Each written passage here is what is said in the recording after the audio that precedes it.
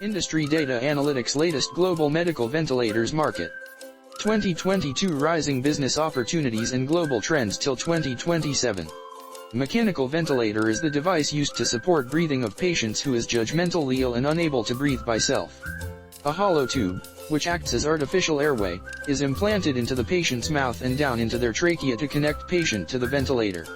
Global medical ventilators market register 7.8% CAGR in terms of revenue. The global market size will reach $9,695 million in the year 2027. Global medical ventilators market players are Smiths Medical, Philips Healthcare, GE Healthcare, Carl Reiner, Getinge, Draeger Work, ResMed, Teleflex and others. Furthermore, the global medical ventilators market is divided by type, by applications, and by end users. Key highlights.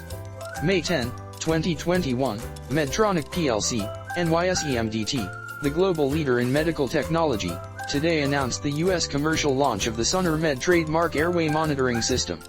The first and only device of its kind, the SonorMed airway monitoring system utilizes acoustic technology to check for endotracheal tube, ETT, obstruction and verify position in real time, giving clinicians vital information required to make more informed, life-saving decisions for their smallest patients.